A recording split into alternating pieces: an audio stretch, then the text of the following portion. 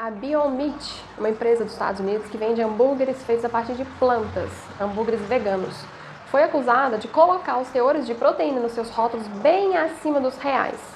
A empresa afirma que em torno de 2,5 porções de hambúrgueres são suficientes para suprir a quantidade mínima diária de proteínas recomendada. Mas, na verdade, você precisaria comer aproximadamente 14 porções. Então, o rótulo não errou o valor por pouca coisa, não. Foi um erro muito expressivo. Primeiramente, vamos entender como esse teor de proteína que vem no rótulo é encontrado. Existem diversas formas de calcular a quantidade de proteína presente no alimento.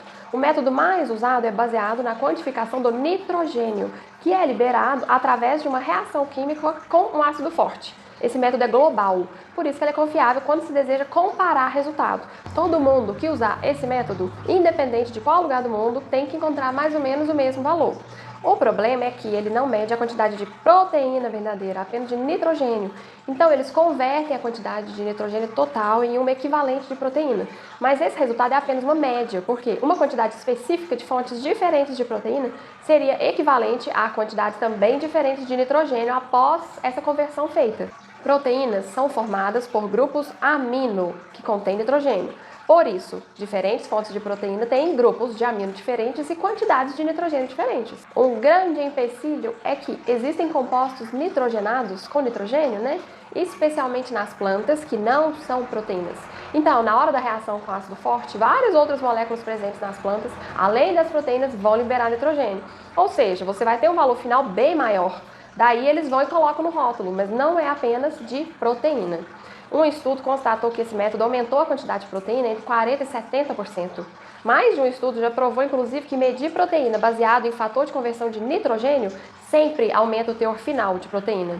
Esse erro é problemático, porque ele leva ao aumento no preço do produto, já que a proteína é um macronutriente caro, com alto valor biológico. O método de quantificar a proteína a partir do nitrogênio já mostrou falhas várias vezes no passado e, apesar disso, ele ainda é usado. Por exemplo, leite de uma marca bem conhecida do sul do nosso país era diluído em água e depois ureia era adicionada a esse leite. A ureia é um composto hidrogenado potencialmente cancerígeno. Se você avaliar o produto final, vai ver que a quantidade de nitrogênio está ok, era esperada, mas essa análise não analisa a fonte do nitrogênio. Isso é perigoso para nós consumidores. Por isso que a Beyond Meat e outras empresas estão na justiça por oferecer informações falsas a partir de um método falho. Existem ao todo 20 aminoácidos no nosso corpo e eles são a matéria-prima para se construir as proteínas. Desses 29, nós consideramos básicos, pois não sintetizamos eles no corpo, eles precisam ser adquiridos a partir da alimentação. Existem outros 6 aminoácidos ainda que a gente até consegue sintetizar a partir de outros, mas uma quantidade muito pequena, insuficiente.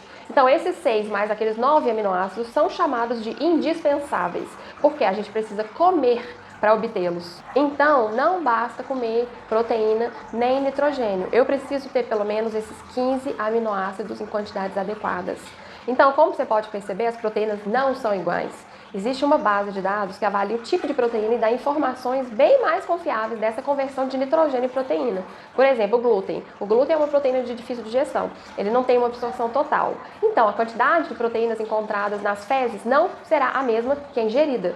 Se não foi encontrado nenhum vestígio de proteína nas fezes, é porque a absorção daquele tipo de proteína foi completa. Outra diferença entre as fontes diferentes de proteína é na quantidade de aminoácido indispensável presente em cada tipo. Algumas fontes são pobres nesses aminoácidos indispensáveis. E mesmo consumindo grandes quantidades de proteína, você não vai ter aminoácidos indispensáveis suficientes. Então, quando uma proteína é incompleta, ou seja, possui poucos ou nenhum aminoácido indispensável em quantidade suficiente, ou quando é indigerível, ou seja, você não vai encontrá-la nas fezes, essa tabela traz um número confiável para que a conversão de proteína em nitrogênio possa ser feita. Quanto menos proteína, menor é esse número, esse score, que é usado na conversão e automaticamente piora essa proteína. O score é um número entre 0 e 1. O glúten, por exemplo, ele tem um score de 0,25, não é uma proteína boa então. A proteína do hambúrguer vegano se enquadra exatamente nesse caso. Ela pode ter proteína, mas o seu score de conversão é pequeno, pois é uma proteína incompleta, com poucos aminoácidos indispensáveis e indigerível, ou seja, uma proteína de baixa qualidade. E mesmo assim, o hambúrguer vegano tem sido vendido com o preço de um produto composto apenas por proteínas de alta qualidade. As proteínas de origem animal geralmente são fontes mais completas para a gente, porque nós, animais, somos parecidos uns com os outros em nossa fisiologia. É claro que o ser humano não é igual ao macaco, mas os bloquinhos de aminoácidos para montar as proteínas de um macaco ou de um ser humano ou de um frango são os mesmos e as suas proporções também são parecidas.